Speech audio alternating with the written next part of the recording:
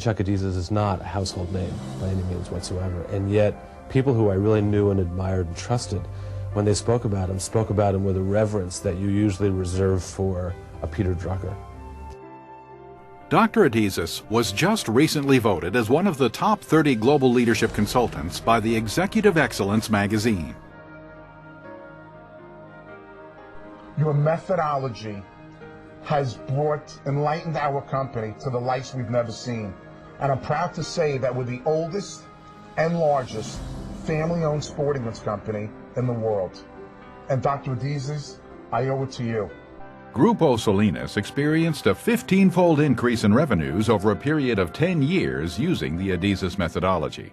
The Franklin Mint attained a 6-fold gain in revenues without outside equity over the same length of time. The perfect manager does not exist. We are all mismanagers. And the greatest mismanager is the one who believes he's a perfect manager. 35 years of experience form the basis for the unique insights and methodology Dr. Adizes created to manage accelerated change in organizations of all sizes and in all stages of their life cycles.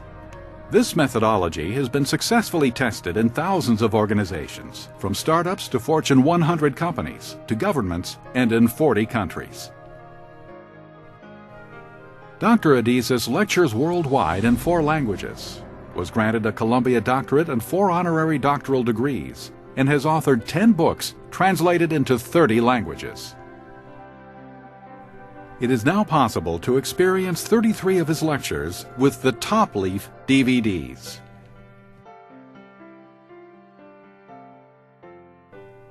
Welcome to the Adizes methodology. Good day. The word leadership is very much in vogue today. There are many books written about leadership and what makes a good leader, and that we all need to be leaders, and some people are born leaders, or how to develop leaders. It's a subject that preoccupies us a lot. But I would like to give a word of warning. This is another fad in my judgment. We have saw the word management change over the years. At the beginning, the process was called administration. That's why the first books in management were about administration, and the first journal in the field was Administrative Science Quarterly, administration. But then when administration did not produce the desired results,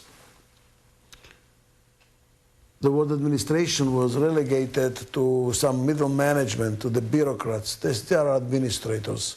And a new word was created, management. That's why many business schools changed their names from Graduate School of Business Administration to Graduate School of Management. Because it was felt administration is only a piece of the action, and what we really need to amplify and to understand the concept on a much wider way. That didn't work either. The management process did not did not produce the results that were expected. So a new fad emerged, and it's the word executive, CEO, Chief Executive Officer, executive programs, executive development and training. And the word management now was relegated to middle management. They are just management, they are not executives. The executive is at a much higher level. The word have changed, you see. Now the word executive is not doing very well either, is it? So now the new word is emerged, leadership. What we really need is leadership.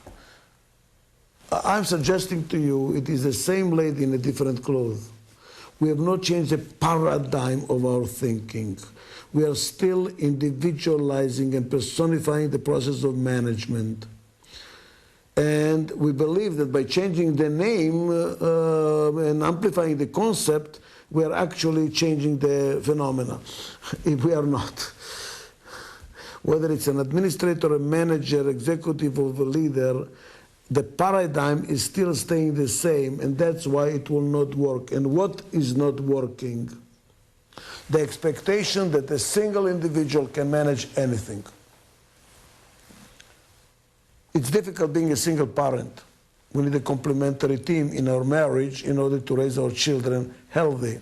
Same thing is true for an organization. You need a complementary team. The outstanding leader, manager, executive, prime minister, spouse, parent, child does not exist. There is nothing perfect. If anything is perfect, don't hold your breath. It's only for a short term. Everything, because of change, has strengths and weaknesses. Everything has some faults somewhere. That is natural. That is normal. Nobody can be outstanding on every subject, in every situation, forever. Even God admits making mistakes. If you know the Old Testament, God has brought a flood, killed everyone, a whole civilization, because they were wrong people. They were not righteous. He left only Noah to survive. He brought the flood for 40 days. And then God was thinking. You see, a time, 40 days to think. And he said, it's not going to work. I can't kill them every 2-3 generations. It's not going to work. So I bring to myself, every time it rains, now please realize God is worried that he might be forgetful. Isn't that interesting? He brings a rainbow to remind himself to stop the flood, because it's not going to work. In a sense, he's admitting, I made a mistake. It's not going to work. It does not work.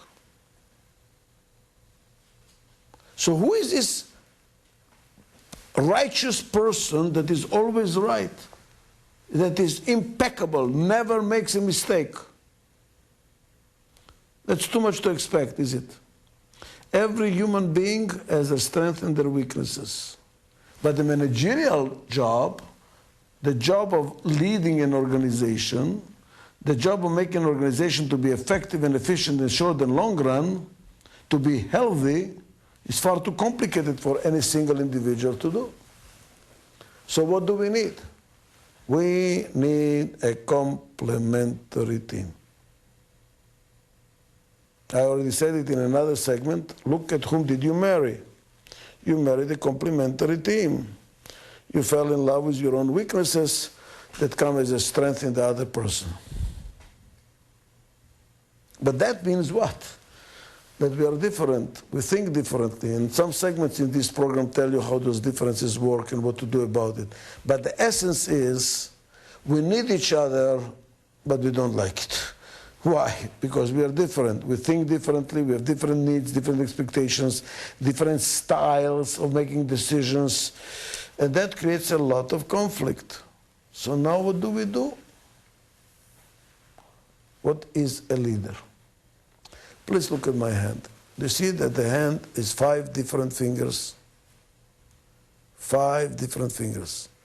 And we need the 5 different fingers in order to get a hand. Because every finger does something different than another finger. If you had 5 fingers, like the pointing finger, would you have a good hand? This is the best finger there is. No, you will not have a good hand. Because you will need things that this finger can do that this finger cannot do. Now, in another segment, I also told you that in the Middle East, when the 5 fingers are together, that's called a khamsa, that's a blessing. When the 5 fingers are separate, that's a curse. So if you put it in front of somebody's face, 5 fingers like this, you're actually cursing them. What is the difference between a blessing and a curse? Probably 2 inches. Are we different and together? That's a blessing. Or are we different and separate? That's a curse. So what is the role of leadership then? Look at my hand. Which finger is the most important one? This one. You know why?